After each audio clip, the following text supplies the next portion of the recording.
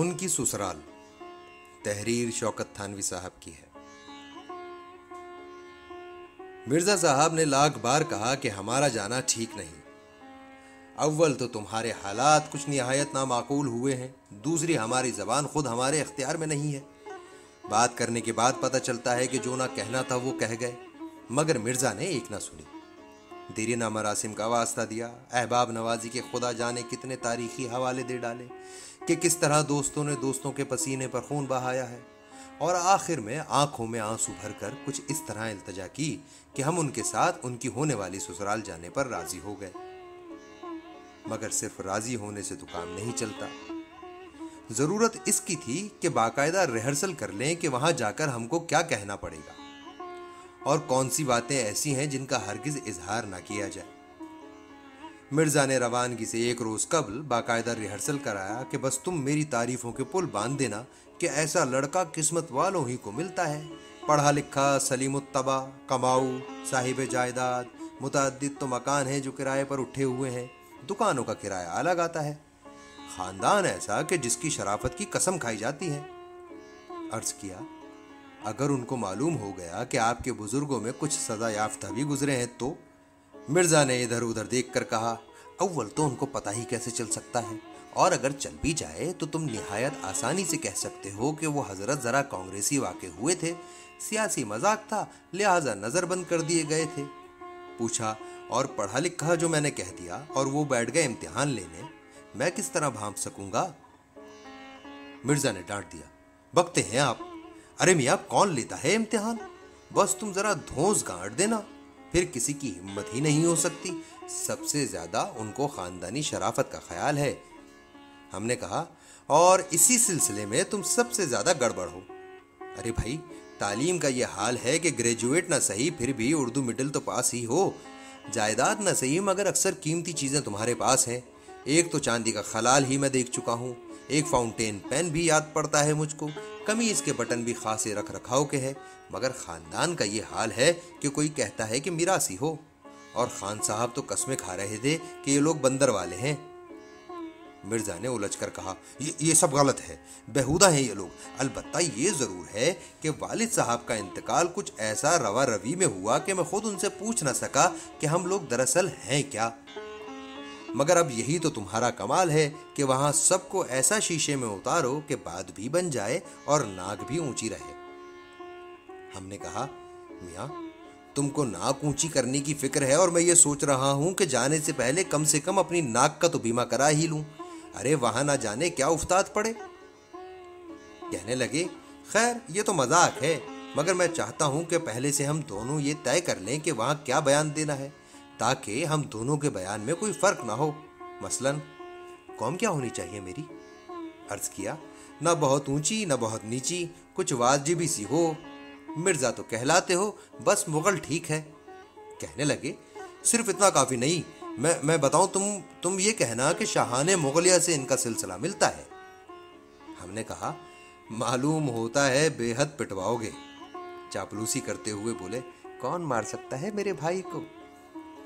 हमने जल्दी से कहा, भाई तो खैर ना कहो, वरना मेरा खानदान भी गड़बड़ होकर रह जाएगा।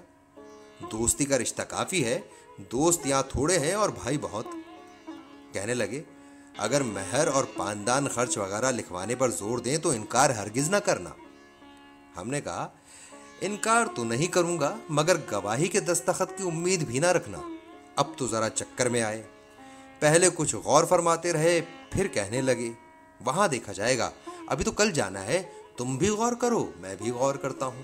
वो हजरत तो ये कहकर अपने इंतजामात में लग गए और हमने संजीदगी के साथ गौर करना शुरू किया कि इस मौके पर भाग जाना मुनासिब रहेगा या सफाई से काम लेकर जाने से इनकार कर देना ही अच्छा है। इसलिए कि ये तय था कि ये हजरत वहां तरह तरह के जाल फैलाएंगे और मुमकिन है कि उन लोगों को फांस भी लें, मगर खुद भी फंसे बगैर नहीं रह सकते और उन हजरत के साथ हम ख्वामखा फंस कर रह जाएंगे। मगर सवाल तो ये था कि मुरव्वत भी आखिर कोई चीज है। किस खुशामद से वो बार बार कह रहा है, जहां तक हो सकेगा अपने को बचाने की कोशिश करेंगे, फिर जो अल्लाह को मंजूर है देखा जाएगा। दूसरे दिन कुछ न पूछिए, मिर्जा साहब की बहार मुतअद्दिद साबुनों से घंटों गुस्ल फरमाने के बाद जब बाल बाल मोती पड़ दिए और अपनी जामा जेबी के कमालात दिखाते आप बाहर तशरीफ लाए तो पहली नजर में हमको भी शरीफी महसूस हुए। हमने कहा बस अब तो यही दुआ है कि खुदा करे लड़की वाले निहायत ही थर्ड क्लास बदकूमे हों। हैरत से बोले, वाह, ये क्या कह रहे हो? वो लोग बड़े खानदानी लोग हैं, लड़की का एक चचा तो वकील है। हमने कहा बस अब तो उस्ताद तुम पर मुकद्दमा जरूर चलेगा। कहने लगे, यानी खामखा भाई, आखिर क्या बात है? हमने कहा वो सूरत देखते ही पहचान लेंगे कि ना ये लड़का पढ़ा लिखा है, ना शरीफ खानदान है और ना सोहबत याफ्ता है। ये आपसे सुरमा लगाने को किसने कहा था? और ये लोफरों की तरह ग्लोरियां ठूंसी गई हैं गाल में, ये किस सोहबत का असर है? फिर कोर से लट्ठे का पजामा? कहने लगे, भाई मैंने तो नए की वजह से पहन लिया था, वरना धुला हुआ पजामा भी मौजूद है, अभी लो। खुदा खुदा करके उन हजरत को किसी ना किसी हद तक आदमी बनाकर ले चले अपने साथ। रास्ता भर दिल धड़कता रहा कि खुदा ही आज इज्जत व आबरू के साथ घर लाए कि आपने दूर ही से एक मकान की तरफ इशारा करते हुए कहा, यह है मकान। और अब जो हमने उस मकान की तरफ देखा तो दिल में एक मर्तबा फिर ख्याल आया कि मौलाना अभी सवेरा है, तांगे से फांदो और भागो सर पर पैर रखकर। मगर फरार होने का इरादा अभी खाम ही था कि तांगा ठहर गया और एक निहायत खौफनाक बुजुर्ग ने इतने जोर से अस्सलाम वालेकुम मारा कि हमने बिल बुलाकर कहा, वालेकुम अस्सलाम। 6 फुट के ये बुजुर्ग, जिनके तमाम सीने पर दाढ़ी छाई हुई थी, आगे बढ़े और मुसाफा करने के बाद अपने साथ एक कमरे में लेकर पहुंचे जहां पहले से चंद लोग बैठे हुए थे। एक साहब बटेर से कुछ बड़े और तीतर से छोटे चश्मा लगाए खीसे निकाले बैठे थे। दूसरे साहब या तो बैंड मास्टर थे वरना जादू का तमाशा दिखाते होंगे। मूछों पर वही प्रोफेसर माशूक अली मस्मरिज्म वाले का सताव और गले में उस किस्म की बू। एक साहब जो सबसे ज्यादा मोतबर नजर आते थे, दाढ़ी को 2 हिस्सों में तकसीम किए दाढ़ी के बीचों बीच कुछ अजीब रेड क्लिफ बने बैठे थे। जो बुजुर्ग हम लोगों को अंदर लाए थे उन्होंने तारुफ की रस्म अदा की। आप हैं हकीम मिर्जा साहब आलम साहब, आप हैं उमर दराज बेग साहब वकील, और आप हैं सूबेदार रौनक अली साहब। और भाई सूबेदार साहब, ये हैं वो साहबजादे और ये उनके दोस्त। हम लोगों को बड़े तपाक से बिठा दिया गया और मिर्जा खिलाफ मामूल निहायत मुहज्जिब बनकर बैठ गए। कुछ शर्माए हुए, कुछ लज्जाए हुए। पहले तो खासदान का दौर चला, फिर सिगरेट से धमकाया गया और आखिर हमारे रहनुमा 6 फुट के मुसल्लम बुजुर्ग ने कहा, आप लोग जरा तशरीफ रखें, मैं इन साहबजादे को लिए जा रहा हूं अंदर। बात यह है कि मस्तूरात देखना चाहती हैं और आप जानते हैं कि अमलदारी मस्तूरात ही की है। लीजिए। हम तो बाहर ही रह गए और मिर्जा साहब रवाना कर दिए गए अंदर। उनके जाते ही सबसे पहले उन्हीं आधे तीतर आधे बटेर बुजुर्ग ने निहायत महीन सी आवाज में पूछा, क्या मशगला है इन साहबजादे का? हमने ना जाने क्या कहना चाहा, मगर कहा सिर्फ ये कि अरे साहब, मशगला ही क्या होता है, जायदाद खुदा के फजल से काफ़ी है, मकानात दुकानें उन्हीं के इंतज़ाम में मसरूफ़ रहते हैं। बैंड मास्टर नुमा बुजुर्ग बोले, मगर मैंने सुना था कि सरकारी मुलाजिम भी हैं। अब बताइए हम क्या कहते। मगर चुप रहना और भी बुरा था, लिहाजा कुछ बोलने की कोशिश की। जी हाँ, वो मुलाजमत तो बस यूं समझिए कि यूं ही बस दिल बहलाने के लिए कर ली है, वरना इनके यहाँ खुद क्या कमी है कि मुलाजमत करते फिरें। दाढ़ी के तकसीम कुनिंदा मोहतरम बोले, कहाँ मुलाजिम हैं? कितना मामूली सा सवाल था, मगर कैसा टेढ़ा, खुसूसन ऐसी हालत में कि जब कहीं मुलाजिम ही ना थे। मगर वाह रे हमारी हाजिर जवाबी। जी यहीं लाहौर में। बैंड मास्टर साहब ने कहा, मेरा मतलब यह है कि किस महकमे में। अब तो गोया साफ मारे गए। महकमे की तफ्तीश निहायत खतरनाक थी, लिहाजा अर्ज किया, जी वो देखिए भला सा नाम है उसका, दिमाग में है, जबान पर नहीं आता, वो क्या कहते हैं उसको। उन बुजुर्ग ने मुश्किल आसान कर दी। इनकम टैक्स सुना था मैंने। हमने बड़ी मतानत से कहा, जी जी हाँ, और क्या, एक किस्म का इनकम टैक्स समझ लीजिए। मगर वो ठहरे वकील, जरा शुरू कर दी। एक किस्म का इनकम टैक्स समझ लूं, ये क्या बात हुई? अरे भाई, इनकम टैक्स तो बस इनकम टैक्स ही होता है, हमने अपने ऊपर जब्र करते हुए कहा। जी नहीं, वो कुछ इनकम टैक्स भी है और कुछ इनकम टैक्स नहीं भी है। अभी देखिए, वो आते हैं तो मैं पूछकर बताता हूँ। आधे तीतर आधे बटेर साहब बोले, सेल्स टैक्स का महकमा तो नहीं? हमने आंखें घुमा चुरा कर कहा, गालिबन मेरा ख्याल है कि आप करीब करीब ठीक समझ रहे हैं। दाढ़ी के तकसीम कुनंदा बुजुर्ग ने मबहस बदला, साहबजादे की तालीमी हालत क्या है? हमने कहा, क्या कहना है साहब, माशाअल्लाह पढ़े लिखे आदमी हैं, अपने ज़माने की निहायत होनहार तालिब इल्म समझे जाते थे। बैंड मास्टर साहब बोले, अलीगढ़ में भी पढ़ चुके हैं गालिबन। हमने भी तरकी बा तरकी कहा, अर्ज तो किया कि अलीगढ़ के निहायत होनहार तालिब इल्म समझे जाते थे। शुक्र है कि वो बुजुर्ग मोहतरम जो मिर्ज़ा को लेकर गए थे, मिर्ज़ा को छोड़कर आ गए और एक कुर्सी पर बैठते हुए बोले, साहब इस ज़माने में ऐसे शर्मीले लड़के बहुत कम देखने में आते हैं। क्या मजाल है जो मेरे किसी सवाल का जवाब ठीक दिया हो। बैंड नुमा बुजुर्ग ने फरमाया, भाई साहब ये साहबजादे किस महकमे में मुलाजिम है? वो बुजुर्ग बोले, एक्साइज कहते हैं। और हमने नारा बुलंद किया, जी हाँ एक्साइज एक्साइज, ठीक है एक्साइज। बैंड मास्टर साहब ने हंसकर कहा, कहाँ एक्साइज, कहाँ इनकम टैक्स, कहाँ सेल्स टैक्स? 6 फुट के बुजुर्ग ने हमसे कहा, तो गोया खानदानी सिलसिला शाहाने ऊद से मिलता है। हमको बताया था शाहाने मुगलिया से सिलसिला मिलाने को और खुद मिला बैठे शाहाने ऊद से। अब बताइए हम किससे मिलाते? हमने अर्ज किया, जी हाँ, ददियाल की तरफ से सिलसिला मिलता है शाहाने ऊद से और ननिहाल की तरफ से शाहाने मुगलिया से।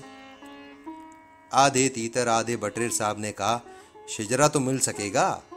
हमने जल्दी से कहा, क्यों नहीं, यकीनन शिजरा होगा उनके पास। 6 फुट के बुजुर्ग ने कहा, बीए किस सन में किया है? ये तो बरखुरदार ने बताया कि ग्रेजुएट है, मगर सन में पूछना भूल गया था। हमने कहा, सन तो मुझको भी याद नहीं। उन्हीं बुजुर्ग ने कहा, गवर्नमेंट कॉलेज से ही तो किया है बीए। बैंड मास्टर साहब बोले, गवर्नमेंट कॉलेज अलीगढ़? जी हाँ, दोनों बात यह है कि अलीगढ़ में पढ़े और इम्तिहान गवर्नमेंट कॉलेज में दिया। 6 फुट के बुजुर्ग ने कहा, लड़का मुझको बेहद पसंद है, खुसूसन इसलिए कि मेरी लड़की खुद इंटरमीडिएट तक पढ़ी हुई है, मगर साहबजादे कुछ इस कदर कम सुखन और शर्मीले वाक़े हुए हैं कि पढ़ी लिखी लड़कियां तो ऐसे नौजवानों को उंगलियों पर नचा दिया करती हैं। तो इनके वालिद साहब इमरोज़ व फरदा में आने वाले हैं। लीजिए, मालूम होता है कि इन हजरत ने वालिद साहब का भी वादा कर लिया है, हालांकि वो बेचारे निहायत रवा रवी में बगैर अपनी कौम बताए मर चुके थे। अब मालूम नहीं वालिद का इंतज़ाम कहाँ से करेंगे। बहरहाल हमने कहा, मालूम नहीं, मुझको तो कुछ जिक्र आया नहीं। वो बुजुर्ग बोले, जी नहीं, अभी कह रहे थे कि वालिद साहब आने वाले हैं जायदाद के बंटवारे के सिलसिले में, वही लड़की के नाम एक आध मकान लिख कर देंगे। खुदा का शुक्र है कि नौकर ने चाय ला कर दी, वरना खुदा जाने और कितने झूठ बोलना पड़ते। चाय के साथ ही मिर्ज़ा साहब भी अंदर से निहायत सुरखरू वापस तशरीफ़ लाए और चाय नोशी में शरीक हो गए। ऐन उसी वक्त उन बैंड मास्टर नुमा बुजुर्ग ने मिर्ज़ा साहब को मुखातिब करते हुए कहा, आपने सब्जेक्ट क्या लिए थे? मिर्ज़ा साहब ने एक बड़ा सा केक का टुकड़ा मुंह में रख लिया ताकि उनके बजाय हम जवाब दें। हमने कहा, ये तो आर्ट्स में थे। अब हमने जल्दी करना शुरू कर दी, इसलिए कि सवालात का रुख खतरनाक होता जा रहा था। हमने कहा, मिर्ज़ा साहब अब हमको फ़ौरन वापस भी पहुंचना है, घर पर मीटिंग है और सब मुंतज़िर होंगे। आधे तीतर आधे बटेर साहब ने कहा, ऐसी भी क्या जल्दी, चले जाइएगा। हाँ बरखुरदार, तुमने किस डिवीजन में पास किया बीए? मिर्ज़ा बोल उठे, फर्स्ट। 6 फुट के बुजुर्ग ने कहा, माशाअल्लाह, और किस सन में? मिर्ज़ा ने जल्दी से कहा, 1945 में। दाढ़ी के तकसीम कुनंदा ने कहा, खूब, तो गोया आप 1945 में गवर्नमेंट कॉलेज में थे? मिर्ज़ा ने बगैर किसी हिचकिचाहट के कहा, जी हाँ, बस इम्तिहान दिया था। हमने फिर कहा, साहब माफ़ कीजिए ज़रा, वो मीटिंग इनसे ज़्यादा मेरे लिए ज़रूरी है, लिहाजा कम से कम मुझको इजाज़त ही दीजिए। मिर्ज़ा ने कहा, नहीं, मैं भी इजाज़त लेकर जा रहा हूँ, और बमुश्किल तमाम वहाँ से निकल सके। रास्ता भर तो हम कुछ ना बोले, मगर आखिर गुस्से के मारे ये तो पूछना ही था कि वालिद आपके क्यों कर जिंदा हो गए। अर्ज किया, भाई और तो जो कुछ हुआ वो हुआ, मगर ये आपके वालिद इमरोज और फरदा में कहाँ से आ जाएंगे? मिर्जा ने कहा, भाई खुदा बड़ा मुसब्बिबुल असबाब है। बात ये हुई कि मेरे होने वाले खुसर ने कहा कि वालिद साहब क्या बाहर हैं? मेरे मुंह से निकल गया, जी हाँ। बस जी हाँ को फिर निभाना पड़ा। अब मेरा ख्याल यह है कि अजीज मिर्जा को वालिद बनने पर तैयार कर लूंगा, मगर आज का मामला रहा बड़ा ठाटदार यार, बड़े मरूब हुए हैं ये लोग। हमने कहा, देखो मिर्जा, आज के बाद मुझसे उम्मीद न रखना कि मैं फिर तुम्हारे इस किस्से में किसी हैसियत से शिरकत करूंगा। खुदा की कसम सख्त चुगत थे ये लोग, वरना हम दोनों में से कोई सही सलामत वापस ना आ सकता। मिर्जा ने इत्मीनान दिलाया कि ये सब इम्तिहान हुए झगड़े हैं, इसके बाद तो हमारी इज्जत उनकी इज्जत बन जाएगी और फिर अगर झूठ खुल भी गया तो इस पर वो खुद पर्दा डालेंगे। वो दिन और आज का दिन मिर्जा से फिर हमने मिलना गवारा नहीं किया। सुना है कि अजीज मिर्जा उनके वालिद बने हुए हैं और आज ही कल में शादी की तारीख ठहरने वाली है। क्या दुनिया वाकई इतनी अंधी है?